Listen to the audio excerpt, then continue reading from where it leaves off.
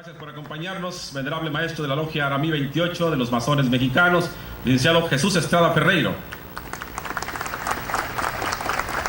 Gracias por acompañarnos, ciudadanos legisladores, diputados de la actual legislatura, secretario de despacho, funcionarios de los 3 niveles de gobierno, integrante de las diferentes logias masónicas del Estado y público en general.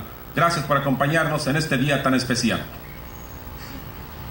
Acto seguido, vamos a escuchar la intervención del licenciado Jesús Estrada Ferreiro, venerable maestro de la Logia Aramí 28 de los Masones Mexicanos.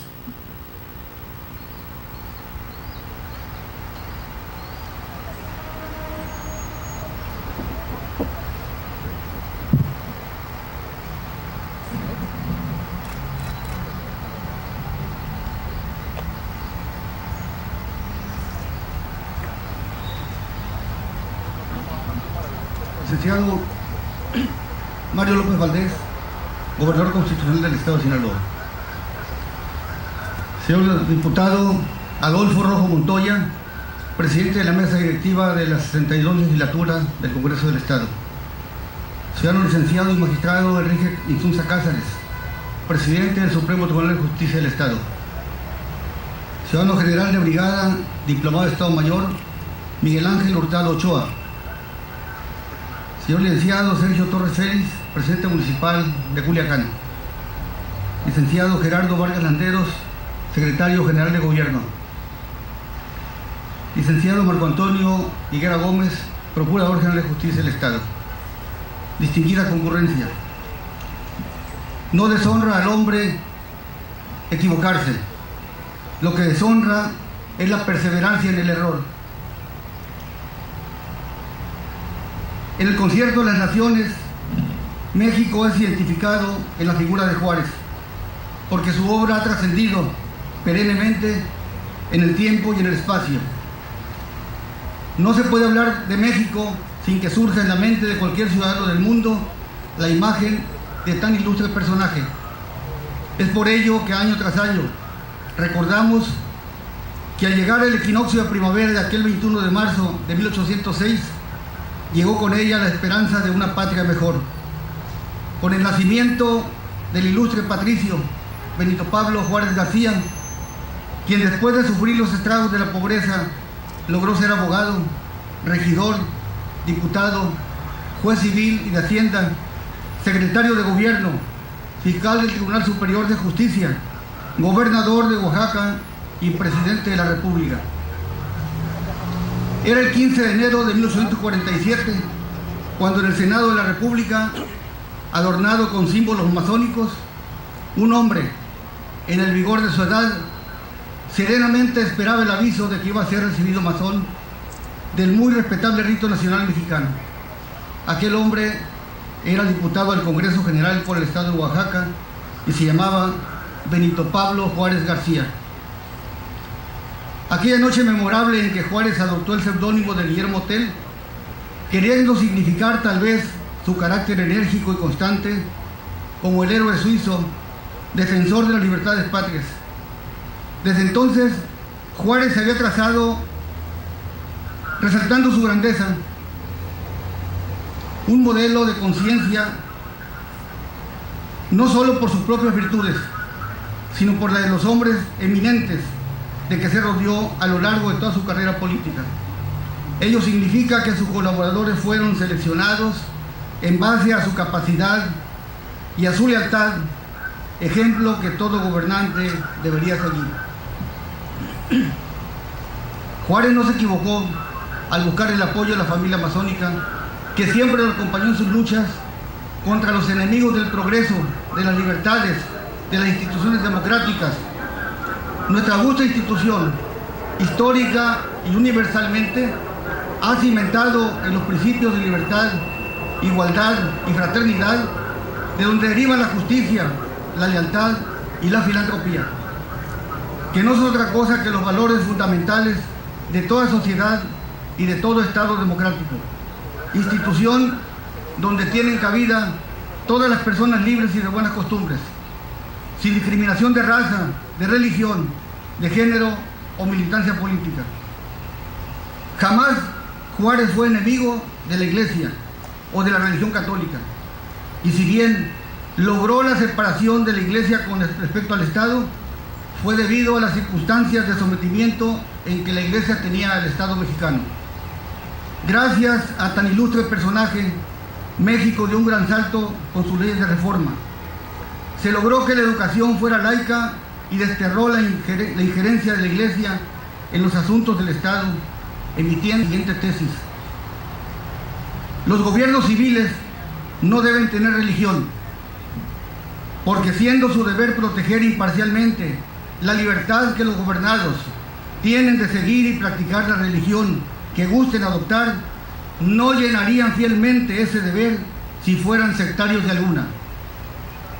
Resulta más que lamentable el retroceso que en los últimos años ha experimentado nuestro país en materia constitucional. Dejó de tener vigencia la obligatoriedad de la educación laica en el sector privado. Por otra parte, el Poder Legislativo Federal, junto con la legislatura de algunas entidades federativas, reformó el artículo 24 constitucional, anulando la libertad de creencia y abriendo potencialmente la posibilidad de una escalada de reformas que permitan la educación religiosa en las escuelas públicas. Al igual que Juárez, no nos oponemos a que exista instrucción religiosa en la niñez, pero esta deberá ser responsabilidad exclusiva de los padres de familia y por ningún motivo deberá impartirse en las escuelas públicas dicha educación religiosa. No ignoramos que lo que realmente se pretende es lograr la dogmatización de nuestros niños y niñas para poder manipularlos usando el nombre de Dios, como tampoco ignoramos que este es un gran negocio millonario que hoy está amparado en la ley. La historia de México ha sido una relación dialéctica entre la lucha interna contra la injusticia y el deseo de preservar nuestra soberanía frente al extranjero, así como un esfuerzo constante por desterrar las secuelas de un pasado de sujeción. Sin embargo, los más recientes acontecimientos en materia legislativa, especialmente sobre el marco constitucional, ha puesto en riesgo la seguridad nacional y la soberanía de nuestro país, sobre todo en materia energética, rompiéndose por completo nuestro escudo constitucional, que al otorgarle garantías plenas a inversionistas de otros países, deja abierta la posibilidad no solo de que repitan los abusos que en el pasado se cometieron en contra de los mexicanos, sino que otorgará la posibilidad a los gobiernos extranjeros de una invasión a nuestro territorio con el pretexto de que vendrán a defender los derechos de sus connacionales, sin que los nuestros tengan la misma posibilidad de defensa. No podemos conformarnos con promesas de que dichas reformas detonarán el desarrollo económico del país. No podemos seguir confiando en quien una y otra vez han traicionado a México y a los mexicanos. Para muestra citaremos la más reciente, que se relaciona con la empresa Oceanografía, donde, por cierto, una vez más desde el exterior nos dan noticias de actos graves de corrupción de esos empresarios e instituciones bancarias coludidas con servidores públicos y exservidores públicos de nuestro país, especialmente de Pemex y otras dependencias federales, que incluso salen a relucir datos relevantes que involucran a hijos políticos de un expresidente de la República. Conductas delictuosas que durante varios años han estado fraudeando a los trabajadores de esa empresa por muchísimos millones de pesos, en perjuicio del Infonavit y del Seguro Social, con la clara complicidad de los más altos funcionarios de esas instituciones. Ahí están a la vista solo algunas de las causas de la pobreza extrema en que viven millones de mexicanos, que con su trabajo diario mal remunerado hacen más millonarios a esta clase de delincuentes. Decía Juárez: bajo el sistema federativo, los funcionarios públicos no pueden disponer de las rentas sin responsabilidad. No pueden gobernar a impulsos de una voluntad caprichosa, sino con sujeción a las leyes. No pueden improvisar fortunas ni entregarse al ocio y la disipación, sino consagrarse asiduamente al trabajo, disponiéndose a vivir en la honrada medianía que proporciona la retribución que la ley le señala. En México no debería tener cabida la simulación y el engaño.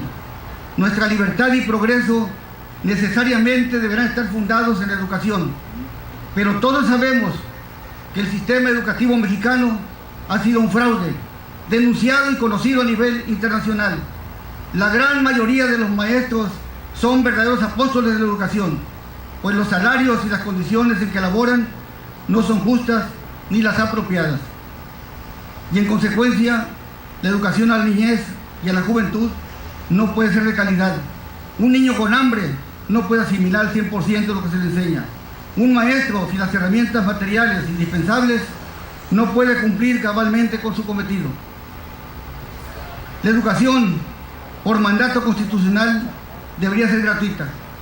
Sin embargo, a un alumno que no cubra las cuotas de inscripción, supuestamente para la sociedad de padres de familia, se le niega ese sagrado derecho, o bien se le niegan sus constancias de estudio al final del ciclo escolar si tiene adeudos por ese concepto, o por material complementario que se le vende en las escuelas, cuando por ley se supone que los libros de texto son gratuitos.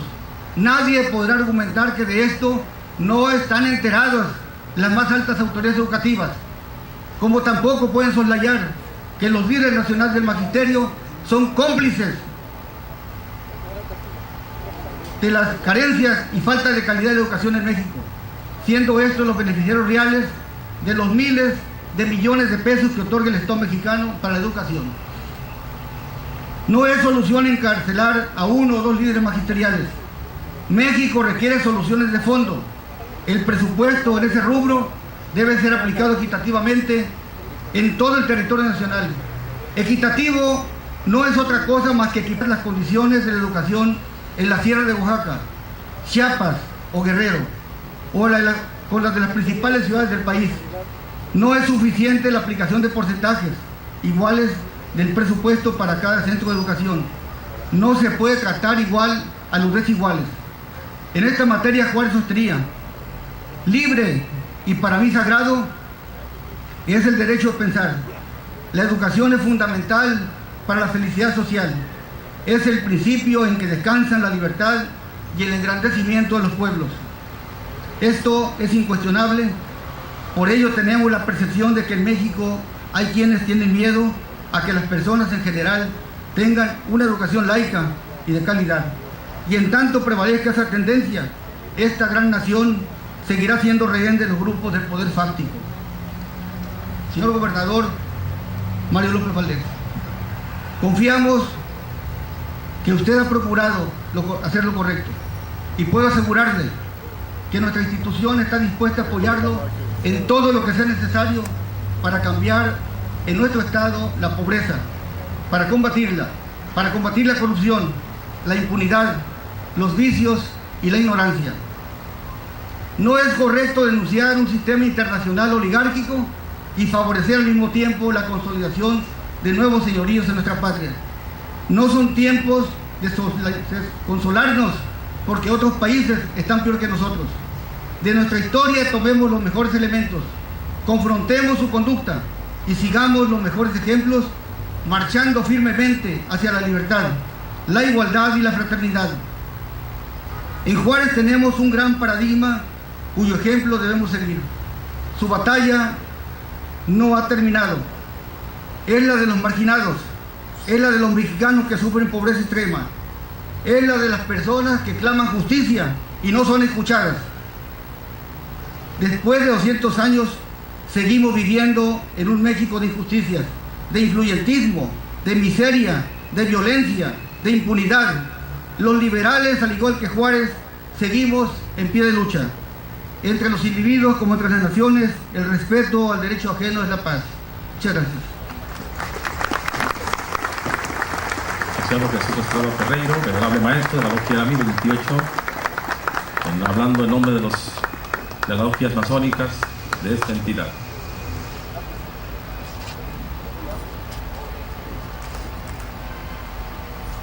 Pueden ocupar sus lugares, son tan amables. Para continuar con este programa, enseguida escucharemos.